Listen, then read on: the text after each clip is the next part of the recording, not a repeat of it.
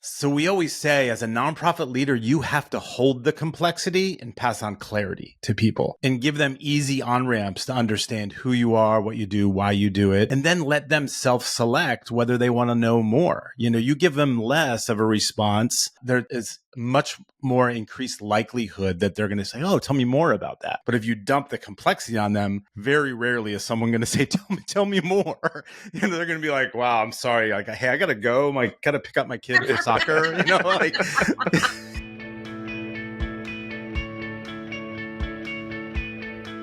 Welcome, everyone. I am so excited to be here today with my friends, Bill Cummings and Todd Hiestand. They are over at Liminal. I'm going to let them introduce themselves, but we got introduced, only a few months ago now and became very fast friends. And they have been helping me build the brand and messaging around Proactivated. And I've just been so blown away by the Liminal team that I wanted to give you guys a chance to meet these amazing guys and learn about branding and messaging and creative work through them. So, okay, I did too much, but Bill, just tell everybody about you and what brings you to our conversation, and then Todd will pass it to you.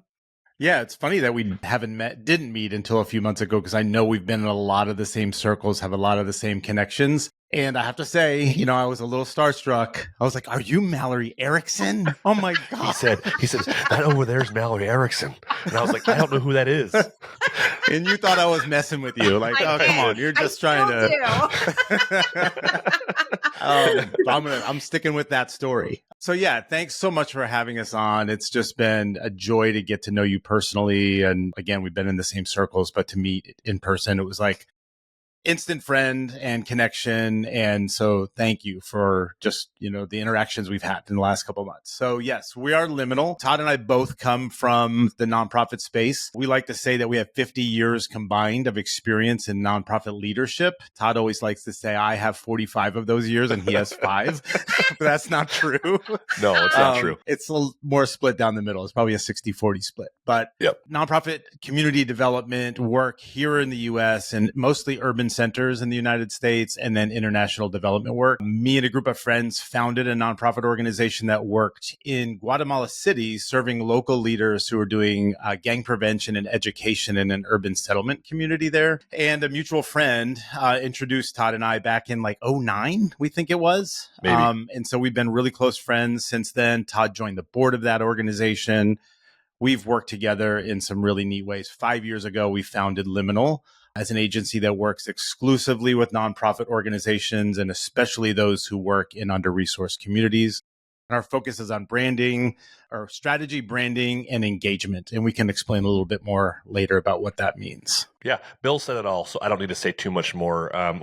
But Bill's been the messaging, branding side of our work, and I've been on the web tech side of our work. There's a pretty good Venn diagram that overlaps right in the middle with both of us. And so we've been friends forever, but also we've been business partners for the last 5 years or so. And man, the nonprofits we work with are probably the heroes of the show. So talking about us on some level is merely pointing to the nonprofit work that's being done in the different spaces around the world, but also the country as well. So we love our work, and man, we couldn't be happier to be in the space we're in. Well, there's so much we could talk about, but I do want to talk a little bit about the name Liminal and how that relates to actually the work that you do, because I think we're sitting in this moment filled with uncertainty and really unprecedented challenges that nonprofits are facing, and maybe even some like very serious identity crises, organizations of the sector. And I can imagine that for some folks that might make branding or messaging, like solidifying those things, even harder. And there's something about your work and how you guys talk about this liminal space and how you manage that uncertainty in a creative process that I think brings a lot of clarity in the chaos. And so can you just talk us through that like piece of it? Yeah. I think for a long time we've been saying we live in unprecedented times. And Todd and I are like, man, I think we need to come up with a new word, because we've been saying unprecedented for like a decade. The unprecedented times have become unprecedented in their own way. It's like a double. But that's the world we live in. And now, in many cases, people's heads are spinning, and they're challenged with what's going on in the world for sure. But we founded Liminal when it wasn't as unprecedented as it is right now. Thinking that that's, was a very meaningful name for us, and has a lot of history, and, there's a lot that we don't want to get into, and where the word is founded. But for some who that word is not familiar to them, liminal space is the space in between where you are and where you're going. We always say an airport is liminal space, a hallway is liminal space. It's not where you're going, it's where you're going to get you to where you're going. And then we joke that, like, unless you're Tom Hanks in that one movie where he's stuck in the airport forever, like, you're not going there. It's not a destination, but you're there to get you to where you want to go. And we're really passionate about that, because we've been in the seats of nonprofit leaders. We've been CEOs, chief development officers, we've been board chairs, and we've been on that side of the table. And we believe we gained a lot of expertise around messaging, branding, elevating your organization to cut through the noise and the chaos of what may be going on in the world, which is more important to be super clear, crystal clear, and compelling related to who you are, what you do, and why you do it. So we love meeting people in that space between where they are, where they want to go, and help kind of customize how we can help them. We're not going to be the be all and end all of getting them to where they want to go, but I believe we can really be helpful and strategic in some very discrete areas along those lines. I would say that what's interesting is that, so without getting too deep into like the liminal theory, there's a whole bunch of source material. If everybody wanted it, we can point to it. But the liminal process is kind of like a separation moment. It's this margin that we're talking about where you're like, everything's kind of upside down. And then there's like a re-entry point, or like a reaggregation they talk about in liminal theory. And so branding is kind of its own liminal process, right? Where you've got an old identity, you're separating from it a little bit, walking through this rebranding process of like re-identifying yourself, and eventually you land on a new identity, and you kind of come out of that process as a new brand, a new message, a new vision of what you want to be. And so in its own right, like, liminal theory kind of is meaningful to us because it is like this place we're living in constantly, but it's also the process of rebranding. It's a liminal process. It is a separation. It's a season of margin and discovery, and then it's a reaggregation back into a new self, which is, I think, a really beautiful vision of what a rebranding process should be. And it's very holistic. It touches the whole self. Like, a liminal space for a person touches the whole self, and so does a branding process for a nonprofit. Organization. It touches the whole organization. It's not just a logo. It's not just a color scheme. It's a re-messaging. It's a revision of where you want to be. And so that's why we've kind of landed on that word. It just so happens it makes like a really cool brand agency name too. So we think. That's our opinion. Yeah. I feel like there's so many misconceptions about what branding is. And I'm the queen of that, like, I'm like, yeah, like, give me my logo and my colors. And you're like, no, Mallory, that's not how this works. And, and I feel like actually walking through the process with all of you, it was almost like strategic planning. Like, it was sort of like a sped up, really actionable version of strategic planning in my mind, right? Like, instead of because if your messaging is anchored in who you want to be and who you want to reach and how you want to serve them, then it really required me to like get real about what we were offering, what we were doing. Sure. Okay, if this is who we say we are, then what does that mean in terms of how we develop this product, how we, focus on. So talk to me a little bit about that. Like, what myths do we need to bust around branding? Because I think if people are stuck in that, like where I was, the colors and logo and stuff like that, they're like, what's the priority there? Whereas what you're really doing is like helping people rebuild in many ways their organization from the core. Yeah. No, that's interesting that you use a core, because that's what we do. Most of our clients are with us for at least a year. And in those early weeks, while we can execute on design and updates to websites and delivering one-pagers and collateral right away out of the gate, our strategic work is founded in what we call core messaging, or a brand strategy, which is kind of what you're referring to. And we have I don't know if you can add this in the show notes, but I wish we had the diagram that we use, but there's like a 3 kind of tier, like a core, middle, and then outer edge of image that we share related to what is branding. Because a lot of people, like, they're like you, like, is it just the logo and the colors and fonts, or We're like, no, it's like your core identity is in that core. It's the messaging. It's the words you use to describe who you are, what you do, why you do it. It's about your brand personality and how you want people to feel when they engage with your brand.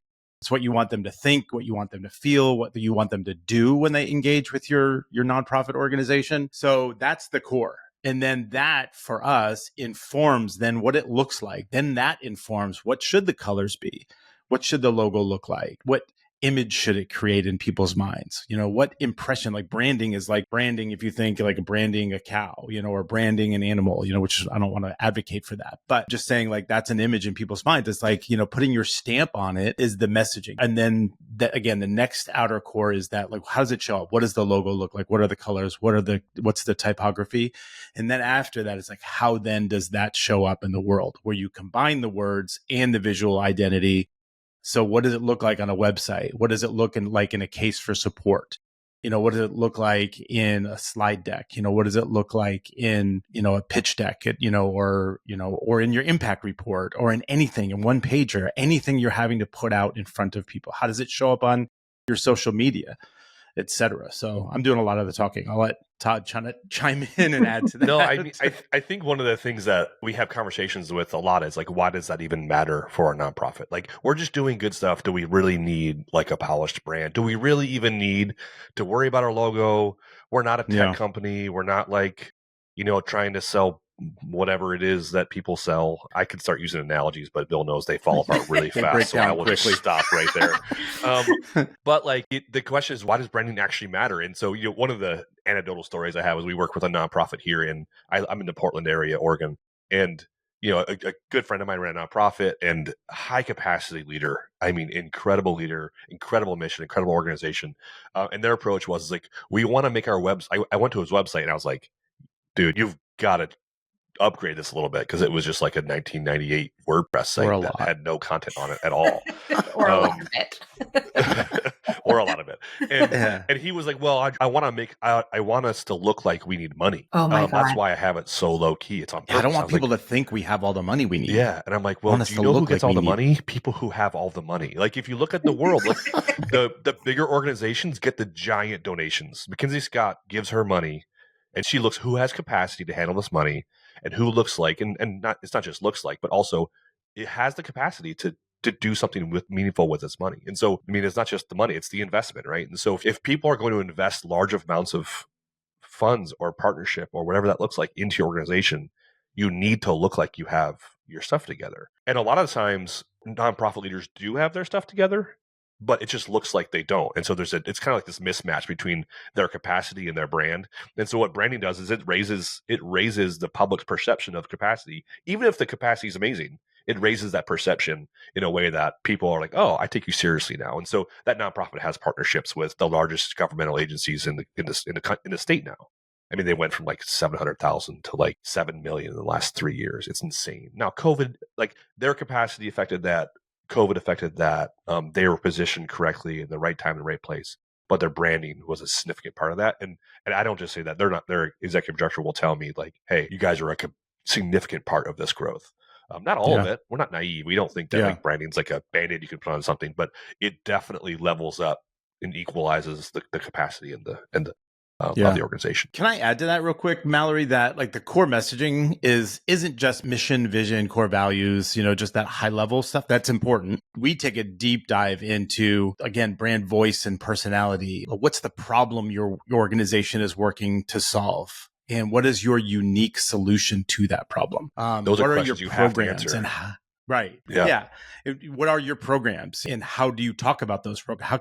How can you describe, and ideally, if you can narrow it down to 3 big you may do 10 or 12 things, but if you can narrow it down to 3, people will believe that you do those 3 things really well rather than believing you do 12 things well. If they see 12 things, they might think you're a mile wide, inch deep. But if they say 3, they're going to say, wow, this organization is focused on these 3 key areas. So that we have word limits. Like you need to describe each of those programs in 15 words, for your homepage, and you need to, then there's room to describe them further And I like how you're laughing at that. Hey, Mallory, you need to get this down to 15. Challenge. We're trying. We're getting there. Yeah. But here's the deal. I mean, like, nonprofit leaders are in their favorite people in the world, number one, because they're doing the work. They're doing vital work in communities all over the world. They're so busy doing the work that they often don't talk about how they do their work really well because they're so focused on the work itself. And their work is complex. It's multi-layered. There's not a simple solution, but you still need to let people know that you have a very distinct solution. Because it's so complex, so often when nonprofit leaders get asked what their organization does, they dump the complexity that they carry onto a potential donor. And then that donor is asked to hold that complexity, and they're looking like, whoa, I wasn't asking for all of that, or I can't even process all of that. Or I didn't understand all the words you used. Like, I don't even know what that word means. Right. Because there is, it's our language in nonprofit space. So we always say, as a nonprofit leader, you have to hold the complexity and pass on clarity to people and give them easy on-ramps to understand who you are, what you do, why you do it, and then let them self-select whether they want to know more. You give them less of a response, there is much more increased likelihood that they're going to say, oh, tell me more about that. But if you dump the complexity on them, very rarely is someone going to say, tell me more. They're going to be like, wow, I'm sorry. Like, hey, I got to go. I got to pick up my kid for soccer, Yeah. So, okay. There's so much that you're saying here that was like so true for me as a nonprofit leader. Like, I think, which I think is really important for people to hear, right? So often we think what makes us special is that complexity, right? Like, I remember when I was leading an organization and I thought, like, our model, right? How we ran the program, that's what really made us unique. And so when people would ask about, the program, I got way too into logistics, like things that people didn't care about. And what I didn't know how to do is verbalize how that model made the impact related to what they cared the most about, right? Like, I didn't know how to translate it because I was way too in the weeds of like the difference in the programs. And so I think there's a few things here that you're highlighting that are just so critical. One is that a lot of nonprofits that I see, and I do talk about this a lot actually, stay way too high level with their like mission and vision so that they sound the same as a million other nonprofits. And I think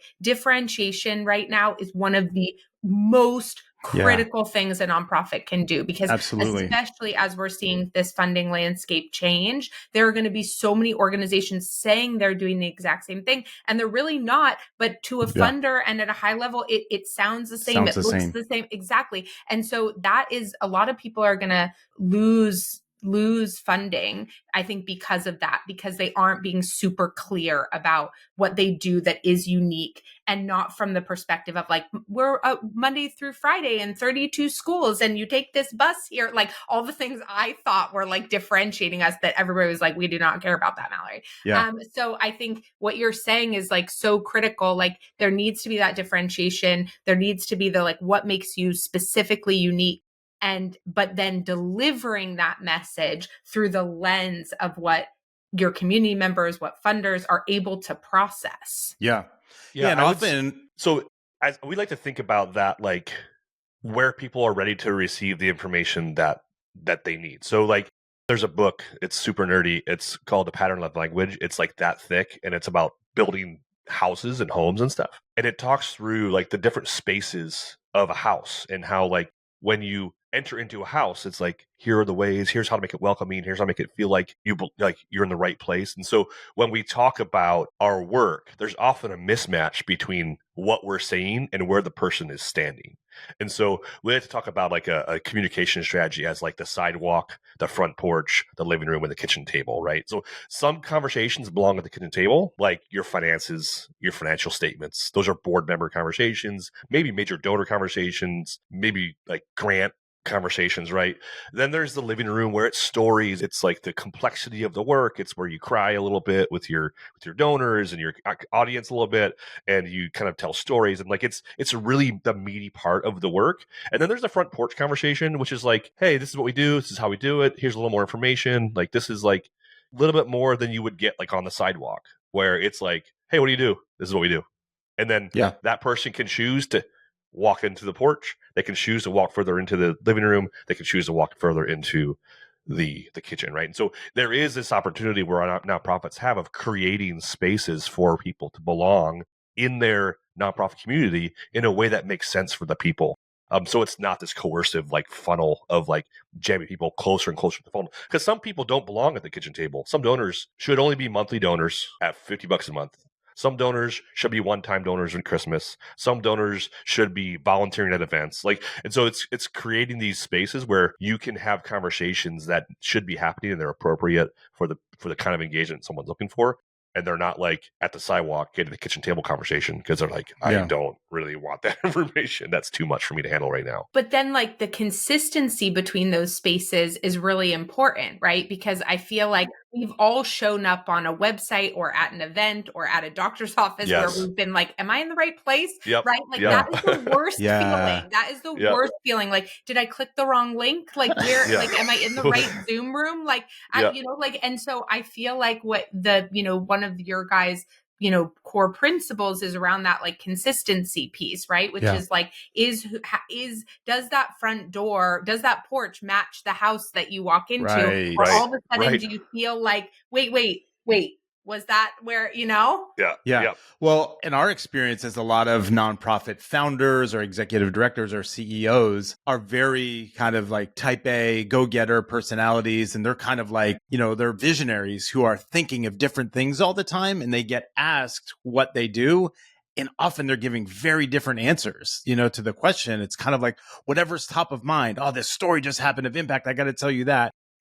And we'll talk to them and they'll say, I'm just bored about the way I talk about ourselves. I just feel like I'm saying the same thing. And we're like, no, you have to get over that. You have to keep talking about yourself the same way. Don't just give what's fresh in your mind. Then you start talking inside baseball. You're talking to people about like what matters internally in your organization, where again, you got to give people easy on-ramps to self-select in or out, whether or not they want to know more. So be consistent, be boring in your own head, because for the people listening aren't bored. They're not bored because they're not saying it every day like you are. They're hearing it for the first time. So it's kind of like, I know empathy is a buzzword, but it's like, or can be, but it's an important human trait to have where you kind of put yourself in that person's shoes. And what would I need to hear to understand what we do if I were to hear it for the first time? I've experienced that so much as a speaker. Like I'll have all these doubts. Like I've done this before. I've said this before. People are going to be so bored. And I'm just like, repetition, Mallory, stay on message, and every time, and then I do it. And it's like, it's a brand new audience or even people who have come up to me before. It's so interesting. I had an experience recently. I think this applies to nonprofits, where somebody had heard me speak at Patagonia like a year before, then heard me speak at a Wyoming Foundation conference, came up to me and was like, I heard you do this session 6 months ago. These were my takeaways from that. I went back and did that. I've seen all this growth in these ways. And now this session, I took away this, and I'm like ready to go to it. And so that was even like, I think that's going to be the same for donors with messaging. Sometimes they're going to hear one part of it. Sometimes they're going to hear another part of it, but you have to keep saying the same thing. Yeah, absolutely. And we're talking a lot about. It's hard to do. It's it's not easy to do. No, it's not easy.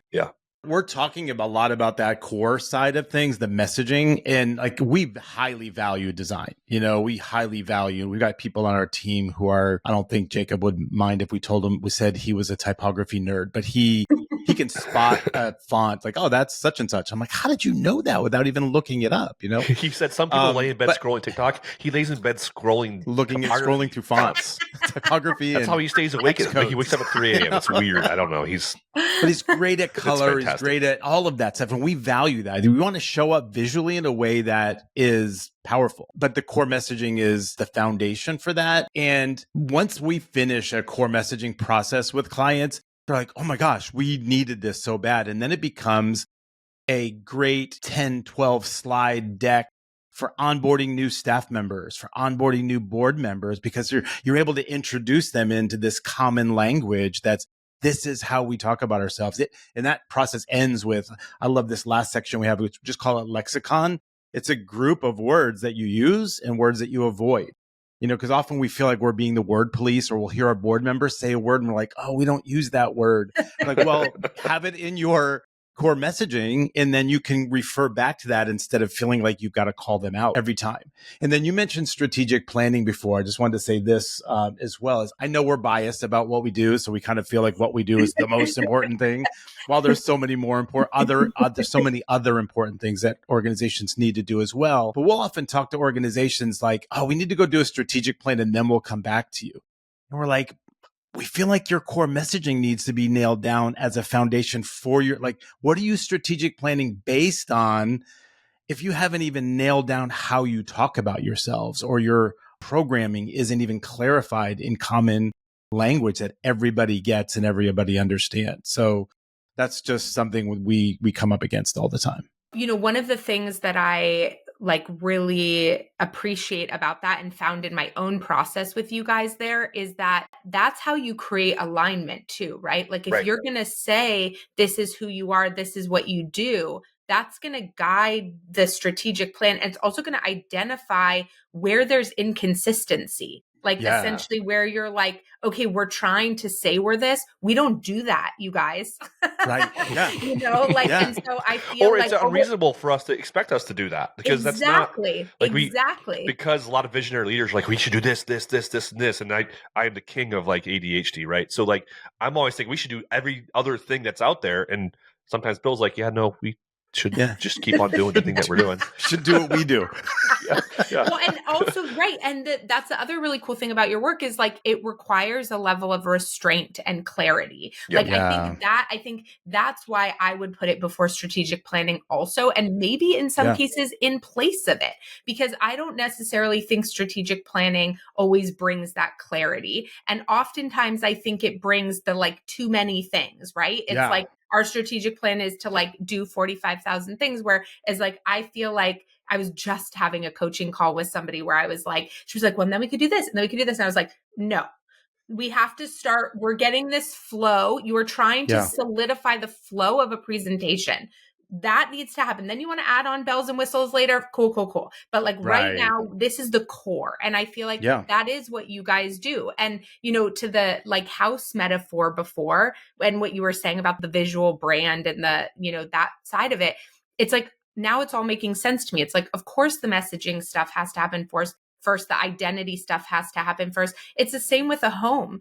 Are you a home with kids in it? What's the purpose of your home? Do you entertain? Is it a place for family to gather? Yeah, is it great. What is all of those things? And you have to decide the identity of your space, and then you can design the home, right? Yeah, and if that home is designed differently than the purpose of the home, then you're in trouble. It's a mismatch. If you have a staircase that has a spiral slide in it, but you're reaching out to a different, it's not, if you're not a kid nonprofit, then what's the, I don't know. I'm going to kill the analogy because that's what I do. I was like, oh no, where is this going? Bill's like, stop. Todd and I have this joke about his analogies. They break down really quick, really early on. So slide. I'm like, oh no. That's the end of my story. Well, I know, but to your point, yes, you're not going to have kid gates and toys everywhere if you don't have kids in your home. Somebody's going to walk in there and be like, this is creepy. Why do you have this stuff? Right. You know what I mean? Right. Yeah. Exactly. Yeah. And if you have a home with kids, you're probably not going to have glass vases everywhere because they're going to break. Right. And so it's you have to know who you are, what's your space for, who belongs there, who are you, what are you trying to do, and then you can decide all the little pieces based on that. But otherwise, you're bound to create inconsistency. Yeah, 100%. For sure. And I'm thinking as you're talking, I really don't want to make it sound like I'm throwing board members under the bus, because there are great board members out there that are amazing. But often we ask board members to go to a strategic planning weekend retreat, and we're asking them to help decorate a house that the purpose of it hasn't even been set. We're saying, hey, let's strategic plan. When some of those same board members, to kind of go back to my example earlier, and Todd and I have been both been in that situation where I have a board member standing next to me in my previous work, explaining what we do, and I'm looking, that's not it. I need to do a better job of making sure. What organization are you talking about? I need to do a better job of training it. But again, nailing down your core messaging and having it be almost like a sacred document internally for your organization, it sets the foundation for this is who we are. And then we always say, hey, your comms people, your marketing people, grant writers should have that document open all the time on their desktop and be copying and pasting out of it, because that helps you to create that consistency. We've had grant writers say to us, oh my gosh, like 50% of my grant applications done because our core messaging, I just copy and paste it in. And then I get into the nitty gritty, details and metrics and data and nuances of our program and our theory of change and all of those things, but we've got the messaging nailed down. Yeah. I find that like we had a conversation with a nonprofit recently that where the nonprofit's messaging was all inside of the founder's head. And the comms person who had just joined like 6 weeks ago, he was like, my main job like the last 6 weeks is to figure out what's going on inside that head and try and translate it to like, but I have like 17 different versions now, because incredibly innovative thinker. And I said, you've got to codify that language. Like you've got it, like your next 6 months needs to be extract that knowledge from your founder's head, codify it, and then start doing communications from it. He had to do communications in the process. But like there is this idea that codifying that language, it almost, I don't blame the board members sometimes, because the founder never communicated it. And so the board members or the communications people or the staff people are like, I think this is what we do. This is what he said last week. And so like some of the problem is on the founder, and some of the challenge is on the founder to sit down and think, okay, this is actually what we do, how we do it. And to expect a founder to sit down and write, some of them, they'll write a treatise and some of them won't write anything ever. And so getting an external person in there, whether it's a communications director or a consultant or it's like Liminal or something like that, is to extract that knowledge, extract that information out of the board member or codify out of the founder, document it, codify it, document it, and then okay, this is it, and then obviously it can be tweaked and changed over time, right? It's not codified in like that where it can never be changed, set in stone, but it's pretty solid and it's not changing unless there's like serious conversations that happen. Yeah, almost like board level votes on like, hey, like we can add something to what we do, but we've got to really have hard conversations about whether or not it really fits and it's timely and it's the right thing for us. Yeah. Okay. I know we're at time. I could talk to you guys forever, as you know, because that's what we normally do. Same here. Let's do it again. Tell everyone where they should go, and we'll make sure you can send me the chart that you mentioned. But I think you guys have a really great download also that we want to send people to. Yeah. We've got a free ebook on brand strategy that we can share for sure. We'll add a link to that page on the website. But meetliminal.com is our website, and you can find our social handles there as well. And we do, we talked about a lot about core messaging. We design anything from business cards to billboards, everything in between. But I would just leave people with, if you don't have core messaging nailed down, spend the time. It's going to take time. It'll take work. It'll take time away from what you think you should be doing, but nail down that foundation. And then you can build from there. But yeah, we'd love to be available and can get on like a 30-minute free consultation for organizations that are interested in just kicking some things around. And, we love nonprofit leaders. If it doesn't lead to a sale for us, it doesn't matter. We just love connecting with great people who are doing great work and then having them on our radar so we can tell other people about them, as well. Amazing. Thank you both so much. Thanks for joining me. Thanks for all your wisdom, and thanks for how generous you are to this sector. Really, I've experienced that firsthand. And yeah, I'm really grateful for the way you guys show up. Awesome. Thanks, Mallory. We really appreciate the time. Yep. Appreciate you.